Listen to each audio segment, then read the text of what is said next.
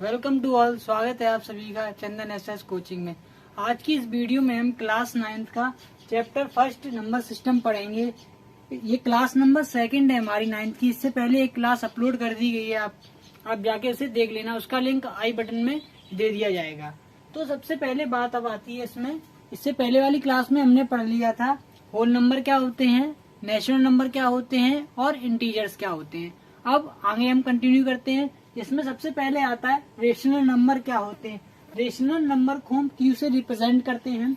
Number that can be represented in the form of p upon q where p and q are integer q does not equals to 0। देखिए समझिए होता क्या है। आपसे ये कहा गया है कि रेशनल नंबर वो नंबर होते हैं जो p अपॉन q की फॉर्म में लिखे जाते हैं और p और q हमारे इंटीजर्स होते हैं और q does not equals to 0 और q बराबर में 0 नहीं होना चाहिए। एग्जाम्पल लेते हैं हम 4/5। ये हमारा एग्जाम्पल है 4/5, जहाँ पर आप देख रहे हैं 4 और 5 हमारे इंटीजर्स हैं और q does not equals to 0 और जो हमारा यहाँ पर ये 5 है जो कि हमारा q है, ये q बराबर 0 नहीं है। यानी कि ऐसे नंबर जो p अपॉन q की फॉर्म में लिखे जाएं और p और q हमारे इंटीजर्स हों, लेकिन याद रहे डिनोमिनेटर में 0 नहीं होना चाहिए। न्यूमरेटर में यदि 0 है तो कोई बात नहीं, वो हमारा रेशनल नंबर है। यानी कि ये हमारा रेशनल नंबर है। यानी कि न्यूमरेटर में यदि 0 है तो वो हमारा रेशनल नंबर है, लेकिन यदि डिनोमिनेटर में 0 आ गया है तो वो हमारा रेशनल नंबर नहीं है। आई होप आप लोगों को समझ में आया होगा। और याद रहे p और q हमारे इंटीजर्स होने चाहिए। एग्जाम्पल और भी, जैसे -1/6, 27/36, ये हमारे क्या हैं, रेशनल नंबर है। उसके बाद आता है इक्विवेलेंट रेशनल नंबर क्या होते हैं। Number that have same value but represent differently. यानी कि ऐसे नंबर जिनकी वैल्यू सेम होती है लेकिन रिप्रेजेंट करने का तरीका अलग होता है। एग्जाम्पल जैसे मैंने लिखा है यहाँ पर 4/8, 4/8। अब इसे हम दूसरे तरीके से भी यदि लिखेंगे तो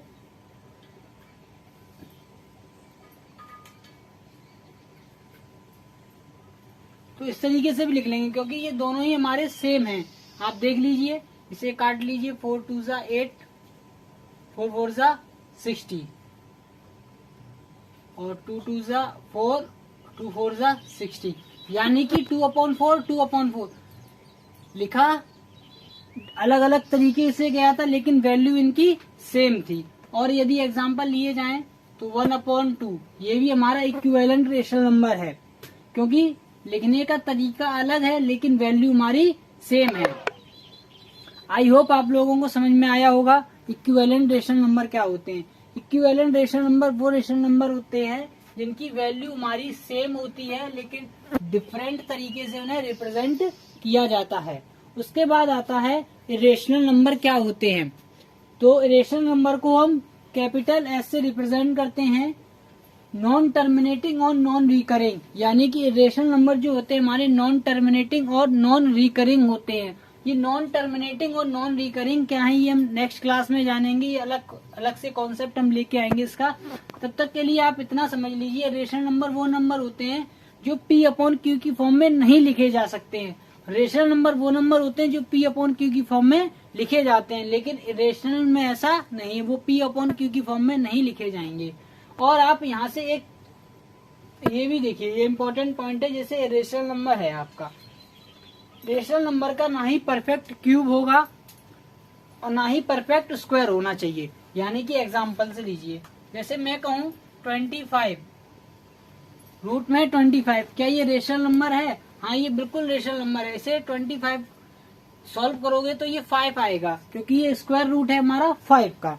लेकिन मैं यहाँ बात करूँ 125, ये भी हमारा 5 का है, 5 का क्यूब है ये हमारा। लेकिन मैं यहाँ लिखूं √10, क्या √10 हमारा रेशनल नंबर है या रेशनल है? तो ये रेशनल है। ना तो ये परफेक्ट क्यूब है किसी का, ना ही ये परफेक्ट स्क्वायर है। यानी कि √10 हमारा इरेशनल है और √5 हमारा रेशनल है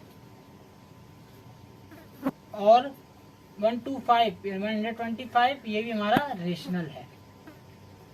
यानी कि जिसका ना परफेक्ट क्यूब हो ना ही परफेक्ट स्क्वायर हो, ऐसे नंबर उन्हें हम इरेशनल कहेंगे। और एग्जांपल मैं लेता हूं तो 1 3 2, ना ही ये किसी का परफेक्ट स्क्वायर है ना ही परफेक्ट क्यूब है, तो हम कहेंगे ये हमारा इरेशनल है। आई होप आप लोगों को समझ में आया है रेशनल, रेशनल और इक्विवेलेंट रेशनल नंबर।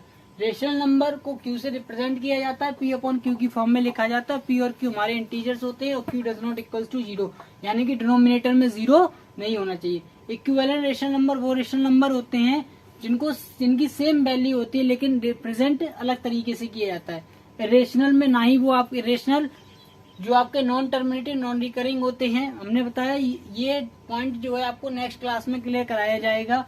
और साथ में रेशनल नंबर वो होते हैं जो ना ही उनका परफेक्ट स्क्वायर होगा ना ही परफेक्ट क्यूब होगा। ये आपके एग्जाम्पल लिए गए हैं। आई होप आप लोगों को समझ में आया है। तब तक के लिए जय हिंद, जय भारत।